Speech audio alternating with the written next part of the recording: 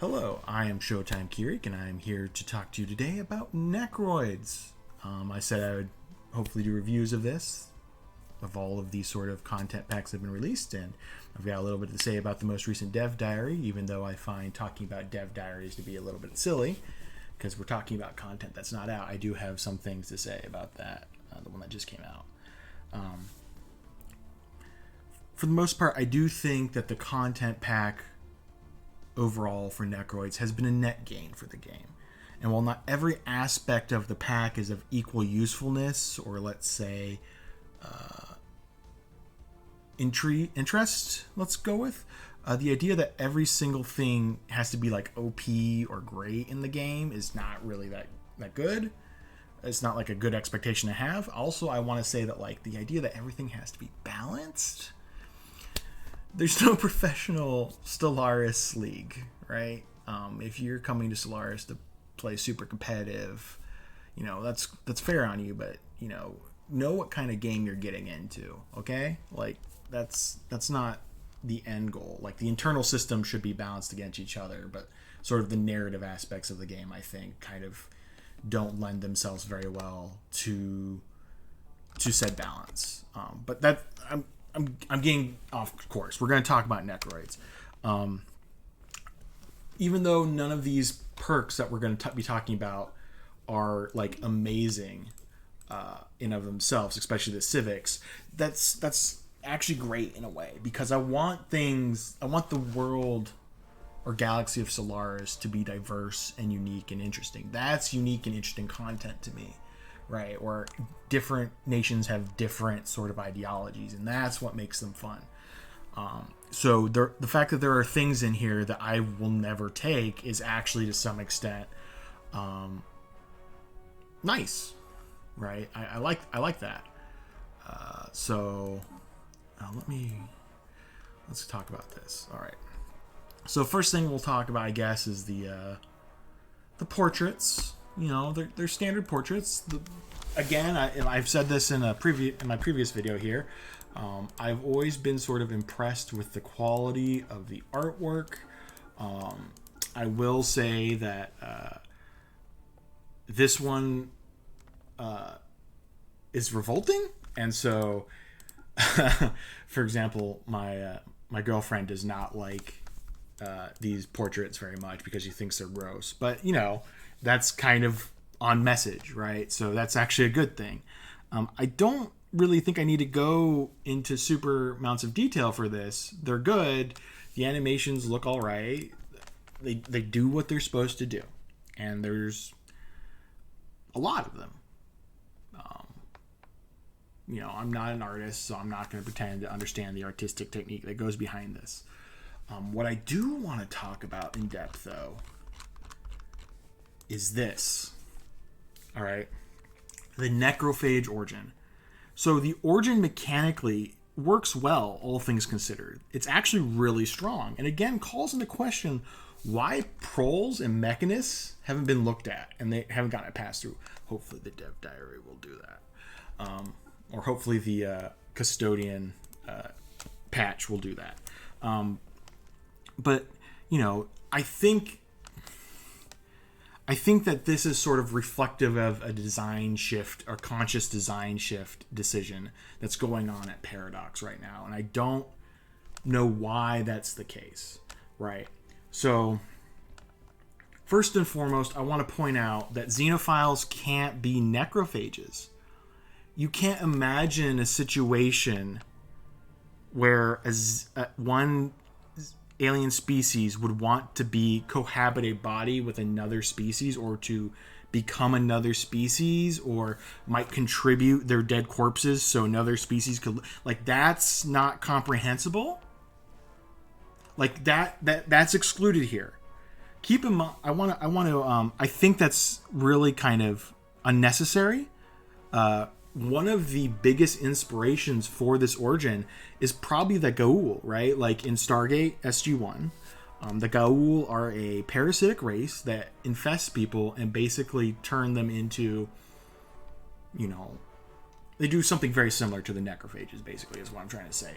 It is reversible with high-tech surgery, but the point is that that's one of probably the primary inspirations for this. And very clearly, anyway, I'm going to continue to move on. But it seems like they've forgotten that there exists a complete subset of this race called the Tok'ra, who are xenophilic and like egalitarian, more so than the Goa'uld themselves. I mean, more so. The point being that in one of the primary inspirations for this origin, there exists an exception which the origin can't account for, which is weird. And this is sort of an indication of this is how it's written. It doesn't have to be written this way, right? The civilization evolves as a parasitic feeding on other sapient life forms for growth. As it extends its reach across the galaxy, other species will come to be seen either as apprentices to be brought into the fold, or as merely as food to sustain a growing might.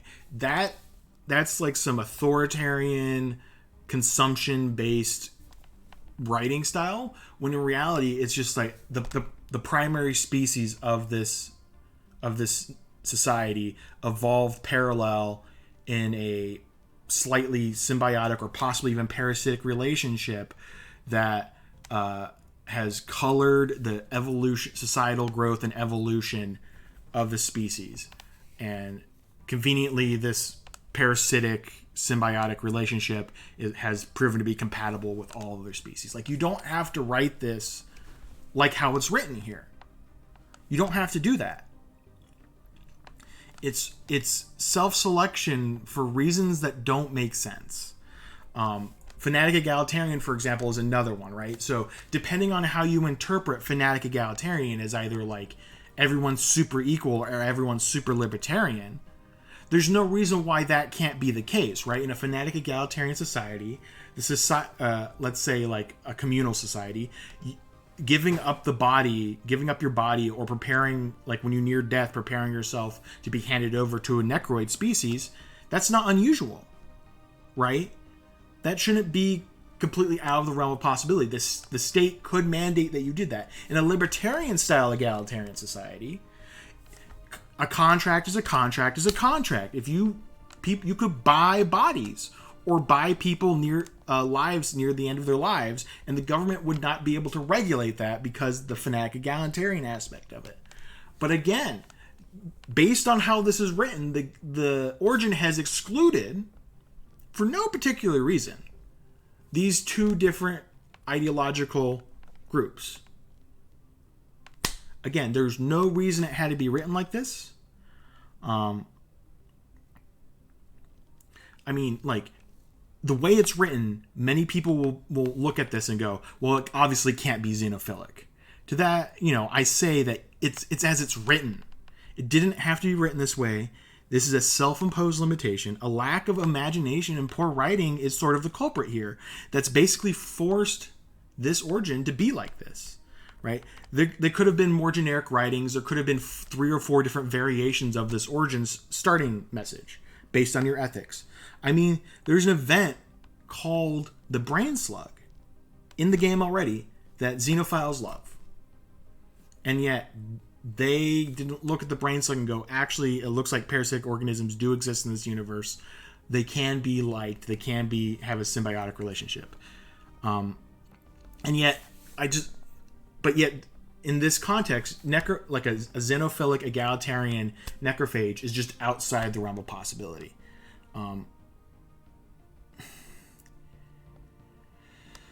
Again, there exists an in-game example already of this, and the game has been written to allow basically as many people to interact with it as possible. The only people who cannot interact with the Brain Slug is basically if you're fanatic xenophobe. Xenophobes can still secretly do it, from what I can recall, but yeah, you get the point, I hope.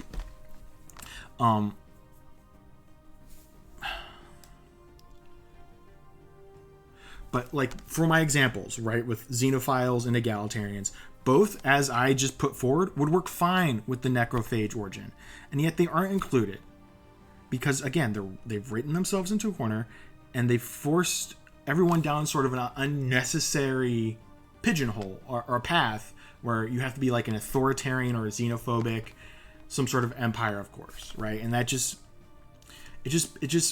locks out some absolutely fascinating playstyles that could be made with like a Fnac authoritarian xenophile or Fnac egalitarian spiritualist or like something like that, right? There's some interesting playstyles that have been sort of locked out of this content for reasons that are not really solid or clear. The other requirements, like this Gestalt consciousness, again, I could see arguments for and against this. Generally speaking, Gestalt consciousnesses don't need more population growth, and there's already sort of a problematic interaction between non-Gestalts and Gestalts, and you don't want to just give them free pop growth because that's how they sort of grow really quickly. I'm talking about hive minds. Obviously, machine intelligences should not be allowed to do this. Yeah, because you can't. And then Death Cult Civic, that's actually that actually makes a whole lot of sense because you don't want your players just to sort of accidentally murder their entire population. That's a balanced reason to keep players from going into a fail state on accident and killing their entire population without realizing it. Also, there's both have building requirements, and you don't want to, especially with the less building slots you were getting, you don't want to force people down sort of that requirement of them running out of building slots, right? Now, I don't want to I don't like the idea of just being like, this is terrible, because it's not terrible. It's a fun origin when played, and I think there may be people out there who are like, they did hard work. Let's not step on any toes. They're trying their best, and that's fair. They did. This is good. This is hard work. But I'll create a new. Instead of rewriting this origin, let's create a new one. Right? I'll just spitball an origin out for you. It'll take approximately 8 man-hours to make, I suspect, because we'll take this origin, reflavor the events, change the requirements, maybe change one of the free trait that you get a little bit, not much, just a little bit, and it'll be good. Basically, it's the exact same as Necrophage, except no ethical requirements. Remove that the requirements that the Necroid species is the only leaders. That was a weird one, by the way, that Necroids are the only people who can be leaders in this empire. Unless you're, again, that's based on how it's written. There's no real reason why that's the case. Actually, it creates large performance issues. Because as you'll, the next point is we're going to remove the automatic adaptation to the environment mechanic, because that creates like 50 species, depending on your mod setup, right? It creates a minimum of, let's say, like 9 or 10, but it could create 50 if you're playing with diverse planetary diversity. So like that, this one small thing of only Necroids can be leaders requires that you make it so that Necroids can be on every planet.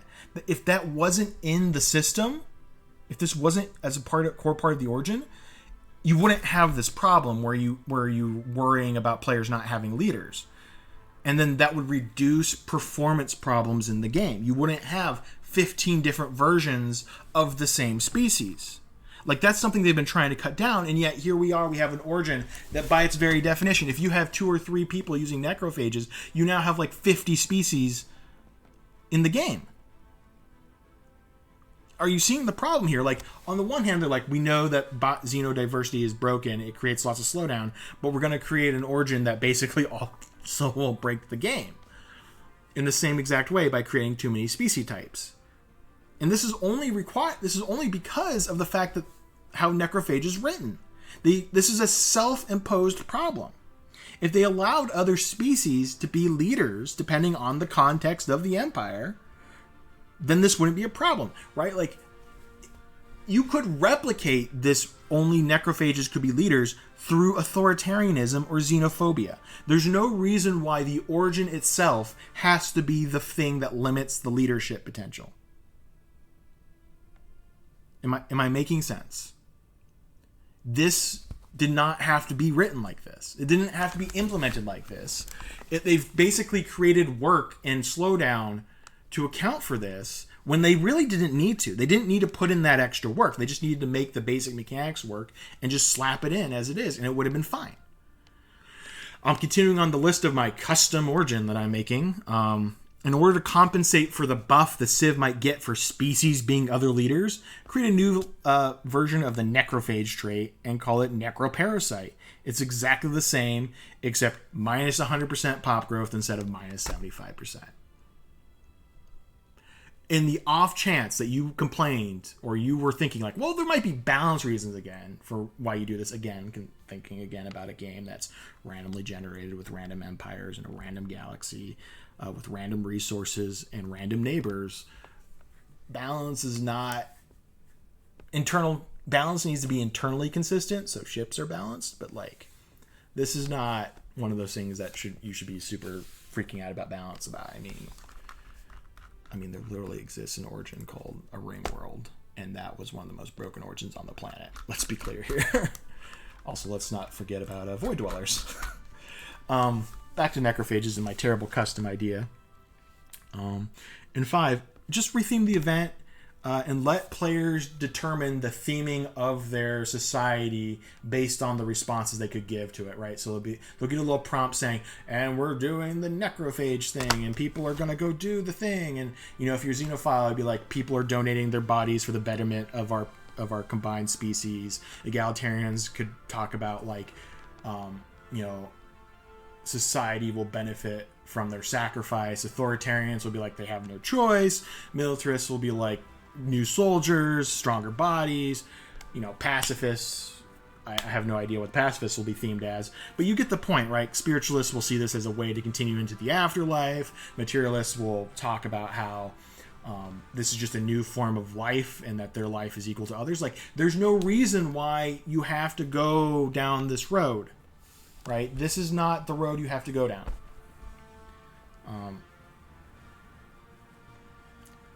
Now, the next part, which is number 6, I would say is completely optional. And this is crazy town. This is complete crazy town. And frankly, would cause lots of bugs, in my opinion. But you could create a stripped-down version of crossbreeding for this, right? If you are willing to do sort of a microparasite version of this instead of a necrophage, you could have crossbreeds of species basically from the start, where basically you add the necroparasite trait to the species that you're parasiting, and then you classify it under the necrophage species and not under the original species.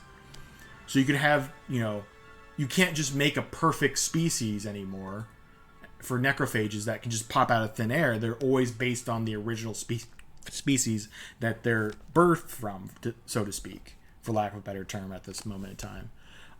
That could be really cool, but that's not necessary. If that's actual work. That would actually require work to make that work. What I've proposed before this, you just strip out parts and you just keep it the same, and you rewrite the events, and it's done. You could have had 2 origins in this species pack really easily, and honestly, you probably should have just had one, and shouldn't have been this one. It should have been the one that I just proposed, because again, the goal here is to let players imagine and create their own empires, to create their own societies and civilizations. Why is the goal here to try and force players down a rabbit hole? Right? I don't think that's a good policy to do, right?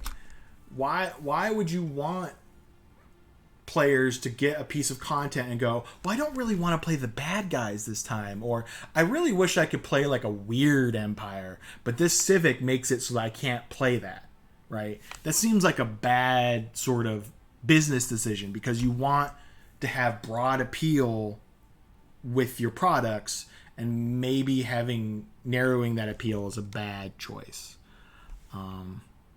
Anyway, bish bash bosh, new fun origins done. I've just talked about it. Everyone can use it and adopt it. Fun stuff. So let's talk about the newer civics. Government ethics. We've got memorialists. So So the memorialists are fine. It has such it has such edge use cases because it so rarely comes up unless you're like a Tomb World start and you have Tomb Worlds nearby and you just have lots of places to use memorials. It could theoretically be strong in if everything sort of works out all right. Again, this is one of those civics that I consider to be like a good galaxy building one. You want to have somebody who has the memorialist civic, but I never want to take it myself. Even when I have like 5 civic picks, this is never in the running. Reanimated Army, I think, is the next one I want to talk about. So this one actually is kind of cool. I like the idea of it a lot more than memorialists. Oh, am I? Oh, there they are. I'm so silly. I'm sorry, guys. I like it. It makes soldiers more useful, or the soldier pop jobs. The necromancer jobs are really, really good. But again, there's such a huge opportunity cost for taking reanimated armies over another civic that it just is never really that appealing to me to take it. Right? It's not one I'd take willingly. If I had no other choice, and I had like 15 civic choices, but no new civic packs, like I didn't install any civic mods, I would eventually end up taking probably reanimated armies. I'd take it before memorialists, I can tell you that right now, because I like it a lot more. Death Cult. Death Cult's fun. I love the Death Cult. Death Cult's really, really amazing and fun to use. Again, situationally useful. Generally, I would always, especially with the new population reworks, I would always consider Death Cult to be sort of a bad thing to do, because I don't like killing off pops. But maybe the math might work out on certain occasions. I'm just rarely willing to do it. But at least it's fun, thematically speaking. And I wish I was able, as a player, to interact with other Death Cult empires and sort of get events related to them doing Death Cult stuff. Because that's the big thing, is that like when another empire has like these weird civics, you as the player don't get any sort of theming or events about interacting with an empire like that, right? Like if on our planet somebody did like a Death Cult sacrifice of like, you know, the equivalent of like 4 billion people, that's major news. Like, that's so many people that's even impossible to comprehend. That why would people be willing to do that? And the game has no way of sort of talking about that so that other empires can react and be like, you know, xenophiles could be like, wow, that's crazy town, and pacifists like, that's horrifying, and militarists, you know, like, what the hell are they doing? Those are good soldiers. Spiritualists could perhaps be understanding. Xenophobes would be like, you know, one less barbarian. Like, there's so many cool events that I'm conceiving of that just it didn't get that work. I understand why they didn't do it, but this is sort of an indicative of like, I really just wish there was a little bit more here. I'm always pushing for a little bit more. And at the end of the day, these civics just really aren't anything to write home about. But I generally speaking prefer more customization. You never know who might be playing, and some of these might just appeal to the story that they want to create, right? If they are generally speaking not the best civics in the game, so be it. Sometimes you just need questionable civics to create a cool custom nation. So no complaints. There's no complaints, really. Like, even the thing that sounds like a complaint, that's not a complaint. I want more. That's not really a complaint. Me saying like, oh, you did a good job, I wish there was more of it. If you consider that a complaint, I don't know what to tell you. That's not a complaint. So all in all, the Necroid species pack is all right.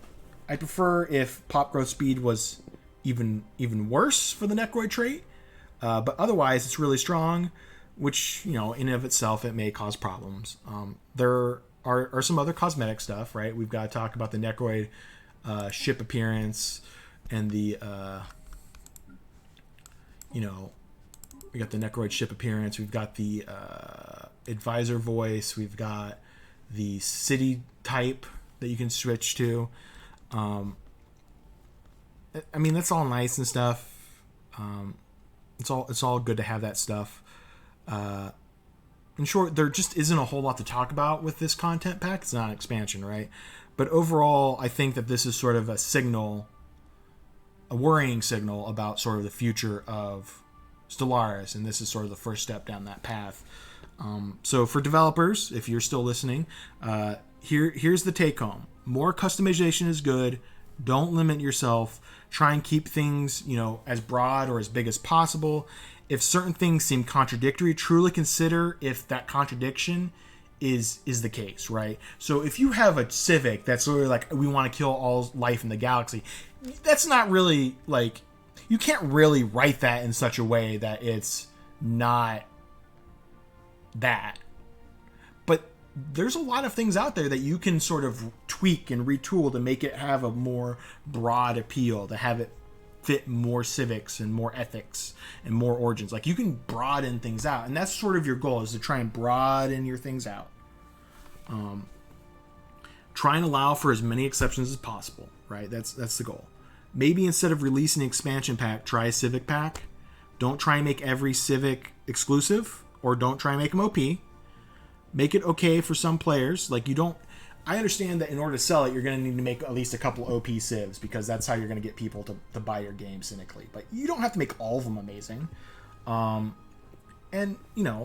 sometimes it's just about putting more variety out there. And Necroids definitely does that at the end of the day. And that's something to admire about it. And I really like it because of it. Yeah. I got nothing else to say about this. So the dev diary is that's popped up. The Custodian's update is going to tweak game balance, add new content to old DLCs, polishing existing content, AI improvements, multiplayer stability. That's going to be improved. That's going to be big. UI and quality of life improvements. So one of the biggest things that I talked about on the forums on occasion was that Utopia in particular was a problem, right? So they're using the examples of planetoids and humanoids, and that needs new content, right? That they need a civic and an origin for those. But the content pack, or the expansion pack, that's actually the most problematic is Utopia, because a lot of the things that are in Utopia have been released for free, just as a necessary evil, sort of, so to speak, for the company, because they want to incorporate major changes like traditions and extension parks, which means that Utopia is sort of missing one of its major features, and then lifestyles is kind of included in other packs as well. So right now, if you were to buy Stellaris, I would tell you to buy, if you were to not buy one piece of content, let's say that, not buy one piece of content, you wouldn't buy Utopia. Because Utopia, while it gives you ring worlds exist in other parts of the game. You can get a ring world otherwhere. You can get a ruined Dyson sphere. You can get, some of these super structures. And there's no reason to require, like, Utopia is no longer required purchasing, even though in the beginning I considered it like required. A lot of the features that made it required are now for free, and so that needs a lot of something. It needs something added to it. I suspect that Utopia is the additions to Utopia will be new tradition trees, right? There'll be new trees that you can pick up and look at and all that stuff, right? So I think that'd be pretty cool.